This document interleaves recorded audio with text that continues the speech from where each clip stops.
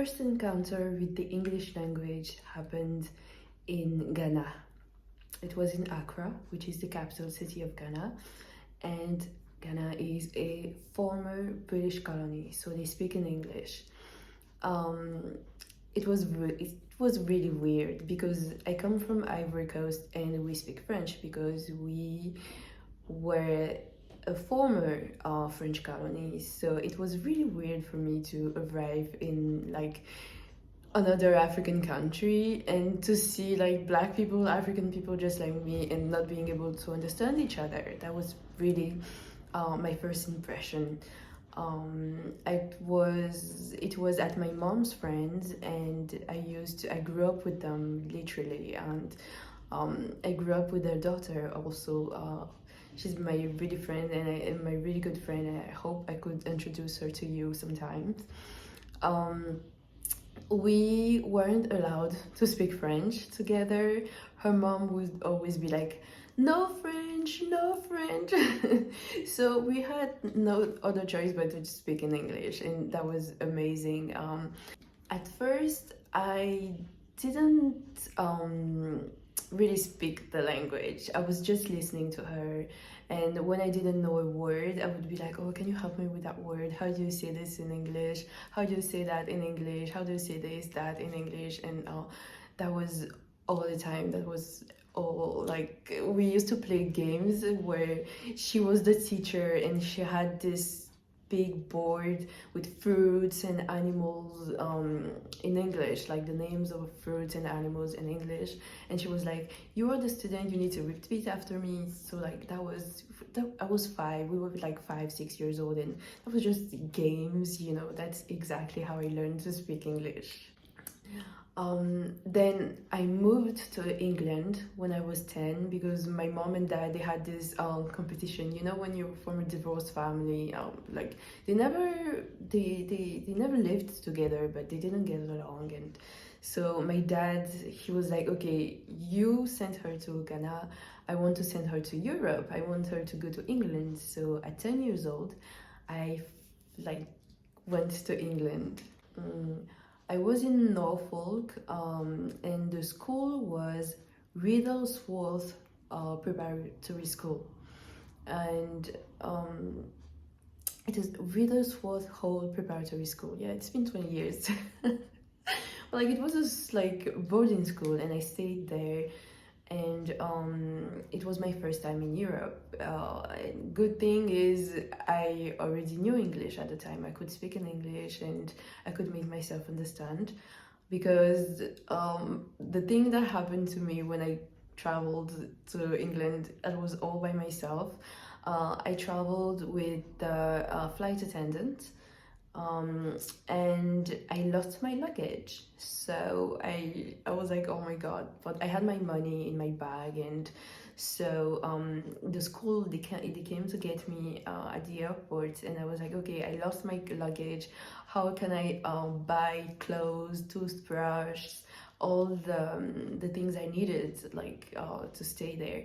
And well, they brought me to this huge supermarket, and I bought everything because it was a small town, so it wasn't a mall, but it was pretty good. It was an amazing experience because this is when I truly experienced what was globalization, because I was with kids from all walks of life and from all over the world. It was my first time meeting Koreans, even French people, because my first country in Europe was England, not France. So I didn't know French people. I had never met even a French person. So I met French people, I met Spanish people, Russians, anyone. And there was this episode in England that I would never forget until this very day, and like until the day I die, I think. And this episode really made me change the way I see the world, and the way I see myself, and the way I interact with my languages.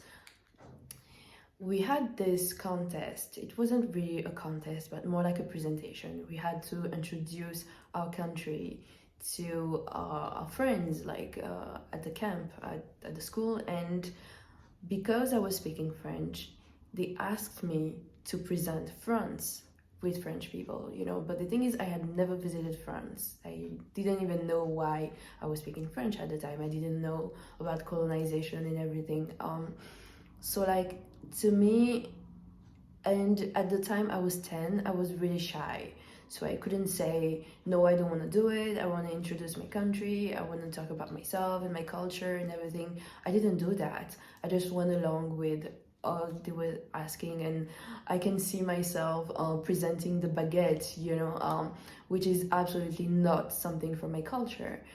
And truly, and I'm sorry for French people, but it was a huge humiliation for me. I was humiliated for doing this, like really, because France is not my country. And at the time, I didn't know France, I didn't know the culture, I didn't even know why I was speaking French, you know.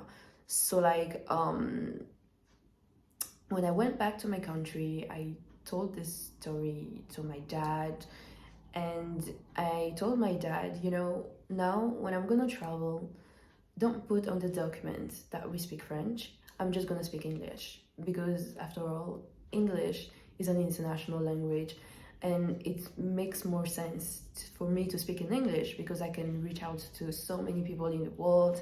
I can make myself understood by so many people. I don't want to speak French. So, like, now, when I travel, I don't speak French. I remember when I went to Barcelona, I was living in Barcelona, I didn't speak French there. Even when I was meeting with French people, I would just speak in English. So now, when I travel and people say, where do you come from? I say, I come from Ivory Coast, Western Africa. This is my culture, but I live and work. I work in France with my mom. We live in France, but this is where we come from. So like I can introduce myself to people and people can get to know me better. Alors, je parle français parce que dans mon pays, on parle français. Alors, la Côte d'Ivoire est une ancienne colonie de la France, donc notre langue nationale, c'est le français. Mais à part le français, nous avons plus de 60 ethnies. Donc il y a 60 peuples dans mon pays. Pour une population de 23 millions de personnes, c'est énorme. Moi, je viens du peuple Akan. Nous sommes baoulés. Mon père est Ani. Nous sommes tous Akan. Mes deux parents sont Akan. Ma mère est baoulée. Mon père est Ani. Et moi, je parle baoulé. Pour en revenir au français, le français est notre langue administrative. Donc tous les Ivoiriens parlent français. En général, en Afrique de l'Ouest, le Sénégal, le Mali, le Burkina, le Cameroun. Le Cameroun est aussi est un pays bilingue. Ils sont même trilingues, je crois qu'ils parlent un peu allemand, anglais, et ils parlent surtout le français. Donc voici comment je parle le français. Je pense que c'est une richesse d'avoir d'autres langues, quoique vu comment le français est arrivé sur notre continent par la colonisation, c'est pas quelque chose qui est c'est pas un événement ou une situation dont on peut être fier, mais c'est arrivé, et aujourd'hui ce qu'on peut faire, c'est utiliser le français pour parler de nos propres cultures et de dire la vérité à nos enfants. Et pour les futures générations, le plus important pour moi, c'est de pouvoir parler de ma culture dans toutes les langues que je parle, de pouvoir parler des baoulés, et sur ce site, je vais beaucoup parler de ma culture. J'ai hâte de pouvoir partager tout ça avec vous.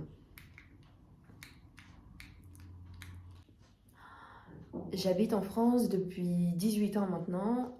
Je suis arrivée ici après avoir fait un séjour en Angleterre. Je suis arrivée en France, j'avais 12 ans, j'ai vécu à l'internat. Maintenant, je travaille, je finis mes études aussi. J'aime beaucoup vivre ici, c'est une expérience très enrichissante pour moi. Je pense que le jour que je retournerai dans mon pays, parce que ouais, je vais surtout retourner là-bas, ça va être une énorme expérience pour moi de pouvoir voyager en Europe et de rencontrer de différents peuples et de voir comment les gens réfléchissent et surtout d'apprendre d'eux. C'est très important. Le français est une langue plutôt difficile, donc je suis très contente de ne pas avoir à l'apprendre. C'est très compliqué de parler français, honnêtement. Même moi, qui suis native, c'est ma langue A, c'est ma première langue, j'ai beaucoup de mal à le parler, honnêtement. Mais c'est une très jolie langue, très subtile parfois. C'est-à-dire qu'en français, on peut vous dire quelque chose là tout de suite et vous allez comprendre peut-être dans 3-4 minutes, dans 3-4 heures que c'était une injure en fait. C'est une très jolie langue et ça fait une langue en plus en fait. Hablo español desde hace 15 años y he empezado a aprender el español cuando estudiaba en el cole, aquí en Francia. Y pues yo lo hablo ahora. Ahora yo puedo decir que yo hablo el español, pero al principio no era tan fácil porque odiaba aprender el español de verdad, no me gustaba para nada aprender español. Era muy difícil, es muy parecido al francés, así que a veces podemos decir que es fácil, pero cuando empecé a hacer la traducción e interpretación en español, no podía decir que era un idioma fácil. Es muy difícil aprender, sobre todo hablar el español de España, entender y hablar el español de España. Yo prefiero aprender el español de Latinoamérica porque hablan muy despacio y es mucho más fácil entender cuando hablan. Yo, por mi historia con el español, al principio era difícil porque en la escuela, en la universidad, no hay métodos, ¿cómo puedo decir eso? No hay métodos para interesarnos a aprender un idioma. Un idioma como el español es un idioma que se canta, que se habla, pues que se ama, ¿sabes? Y no tenía esa sensación, no podía sentir esa sensación cuando estudiaba en la escuela o en la universidad. En 2015, cuando fui a vivir a Barcelona, todo cambió porque pues escuchaba hablar el español, escuchaba a los españoles, no podía hablar, pero me sentía muy agradecida por estar allí y encontrar españoles, vivir y experimentar la cultura y pues conocer el país porque hacía años que aprendía el español, pero nunca había ido en España.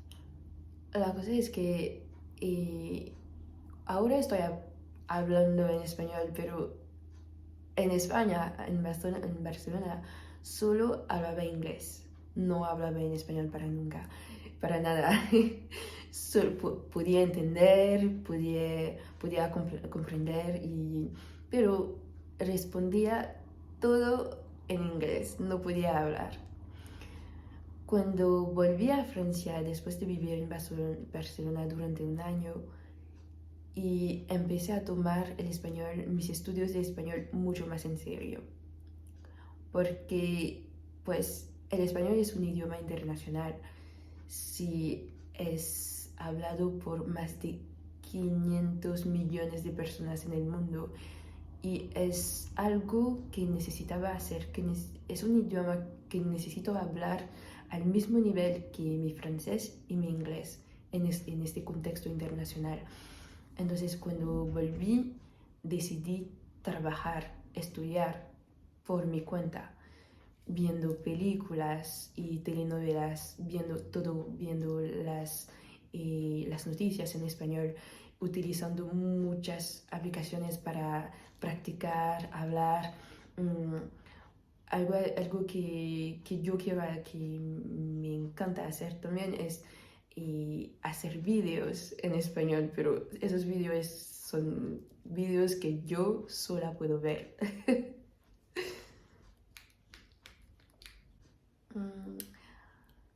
Que quiero volver a Barcelona, quiero vivir y trabajar ahí, Pero antes de eso, quiero visitar a Colombia. Colombia un país, es mi país de corazón, porque nunca he visitado Colombia, pero conozco la historia y la historia de las personas negras que viven ahí y son personas que quiero encontrar, que quiero ir a visitar, a conocer su historia. Quiero ir a San Basilio de Palenque para visitar a los pueblos. Y entonces antes de tomar esa decisión de estudiar seriamente el español, no sabía que había tantas personas negras en América Latina. Y entonces empecé a conocer, a estudiar, conocer su historia. Y pues decidí que es muy importante para mí hablar el español de la mejor manera posible y para poder encontrar a los pueblos que viven en América Latina y porque tenemos muchos en común, nuestra historia de colonización y todo, podemos compartir muchas cosas y pues en un futuro podemos también trabajar juntos para mejorar nuestros países y continentes y eso es uno de mis objetivos, sí. 我2011年开始了学习汉语，那时候我特别年轻的，好像20岁，我在大学开始学习汉语的。但是，开始的时候我对汉语有一点没有兴趣。我2011年开始了学习汉语，那时候我对汉语没有兴趣，我觉得中国是一个太远的国家，我对中国不太清楚，中国的文化、中国历史，我根本不太清楚。但是我选择汉语，因为那时候我不想上数学课，所以开始学习汉语的原因是这个，我不想上数学课。但是以后呢，我觉得现在呢，中国越来越大，中国的文化、中国的经济越来越大，所以我觉得在这世界上，好像是中国是最大的国家，所以我决定了，我一定要好好学习中文，好好理解中国的文化。中国的语言，中国的生活，中国人的生活方式，所以我一个人开始学习汉语。那时候我在法国，我想回大学读书，但是我的成绩不太好，所以我想，如果我可以好好学习汉语，我可以好好提高我的成绩，所以我可以进入大学。在2016年开始了，我一个人在网上每天学习汉语。我学口音，怎么写字，所有的事情，因为对我来说最重要的是口音，因为中文的口音很难学的。现在我可以好好学习，我可以说话，但是我觉得我的口音不太好，我要好好学习，我要继续努力，提高了我的口音的水平，然后有那个语法也很难。现在我觉得语法是我最难学的事情，因为我每天我不用汉语说话，我每天在用法文还有英语，所以如果我不能好好用中文说话，那我觉得语法变得很难。现在呢，我最大的理想是做一个翻译官，但是我想去中国学习，因为新冠病毒现在的情况，我们不能去中国留学，所以我不能去那个中国，但是我希望几年以后我可以去北京、上海、重庆，因为我喜欢吃火锅。然后我想去桂林、阳朔，因为是一个特别特别可爱的小城市。我想去哪里参观那个看看旅游玩儿，还有我想去看看我的老师，我的中文老师，他在深圳，他是我第一个老师。因为以前我一个人在学习汉语，所以我没有老师，我没有什么老师。但是2021年我有了我第一个老师，他来自中文，他来自中国深圳，我们现在是好朋友，所以我希望，那个我可以去看看他。我想在北京，我想去北京大学。我觉得北京大学是中国最大很有名的大学，所以去哪里学习会让我积累很多知识，所以我想去哪里学习。嗯。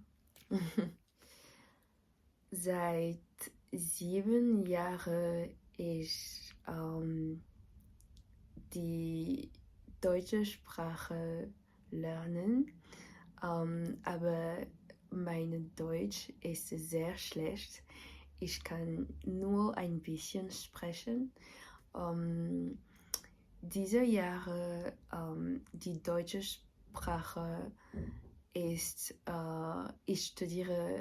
ich lerne nicht die deutsche Sprache, weil ich muss Chinesisch, Spanisch und Englisch studieren.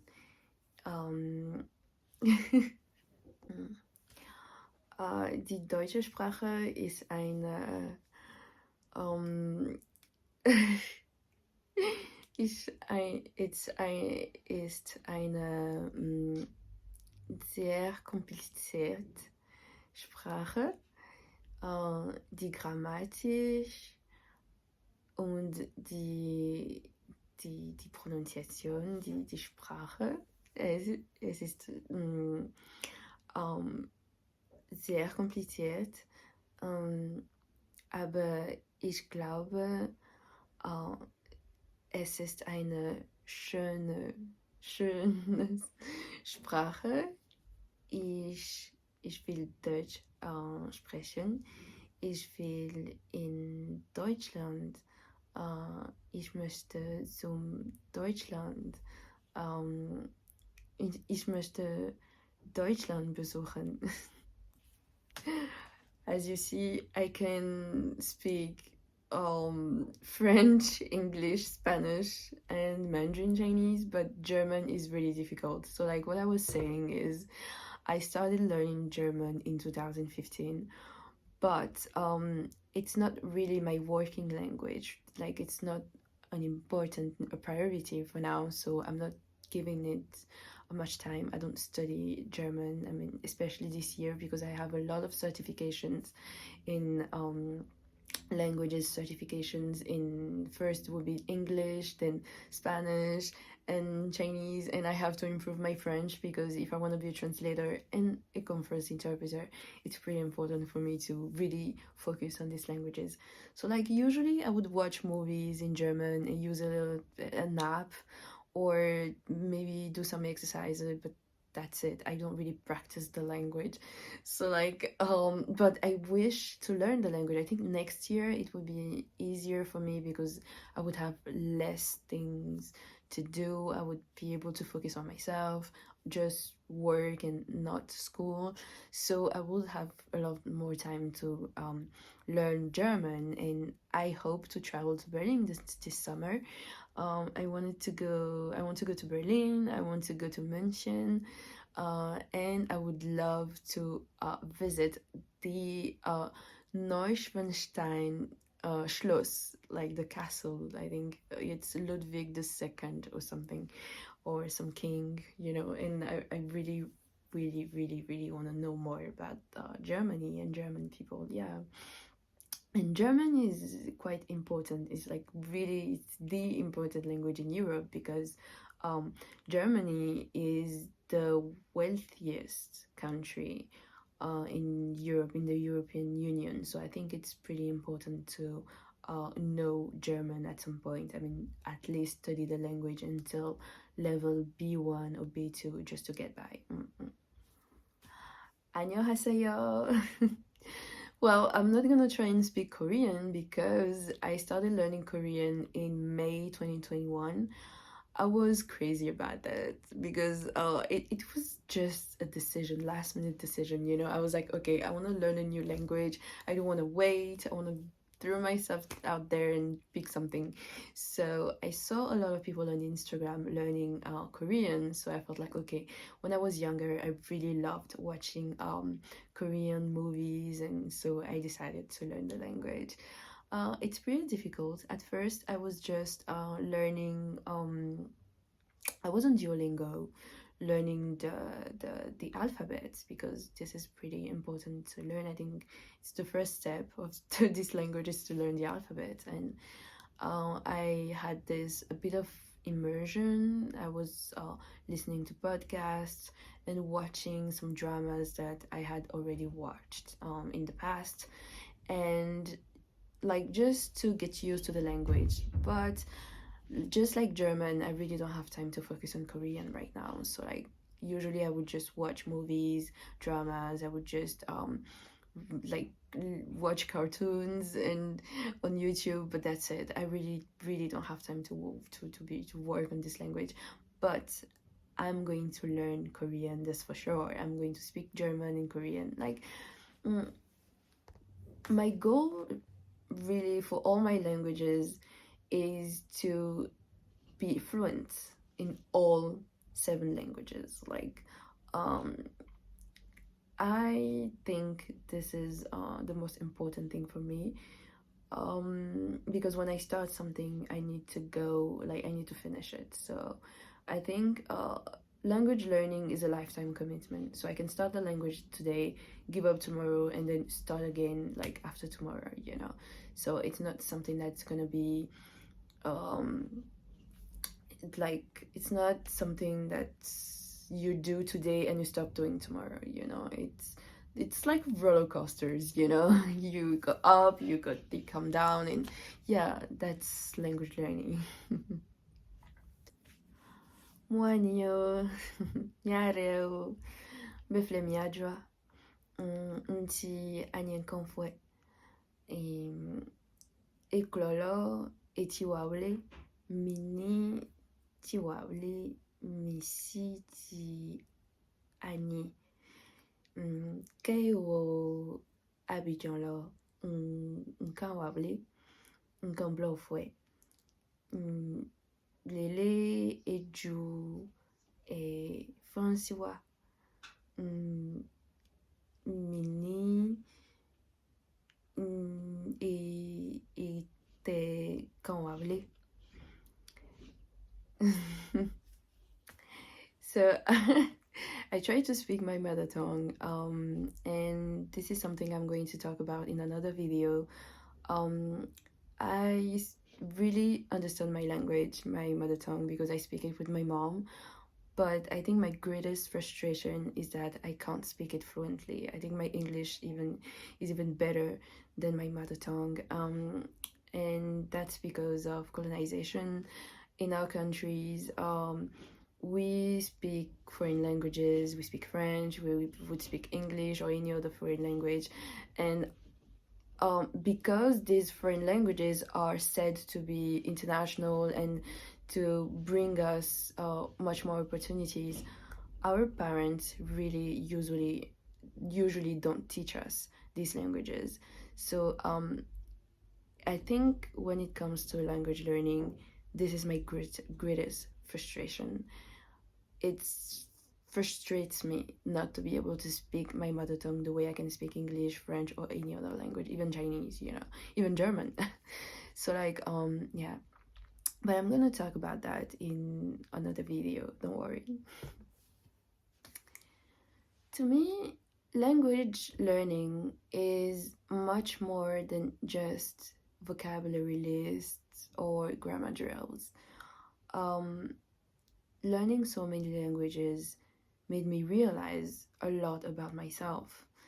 Because you learn other people's languages, you get to know them more than you even know yourself. It made me realize the damages of colonization. Because today even when authors or historians in my country or in Africa try to talk about our history, our ancestors and everything, they have to do it in foreign languages, in French or English or any other language, because we do not understand our own languages. So like, it frustrates me a lot, but it also makes me realize that what you have in your language, what people have in English, in French, or anything else, I also have it. At least I had it. And when I learn a language, it's a way for me to pay tribute to the people who speak the language. It's an act of respect. It's an act of respect that I'm giving other people, a respect that wasn't given to me or my people. And it also allows me to tell this truth in these languages. It also allows me to tell my story, the story of my ancestors, my culture in different languages for the world to see, to hear it, to read it. And that's part of why I started this project and this YouTube channel in the first place. I hope one day I will have enough time to learn my own language, and especially other languages in Africa, especially Swahili. I started learning it, and well, in the meantime, I can speak English and French and any other language, so I'm pretty proud of it, even though they are just working languages in my opinion. But well, that's it. I can connect with the world, I can meet people, I can open my mind, and I feel like if things happened this way, maybe it was destiny, it was fated to be. So well, no need to be sad or cry about it.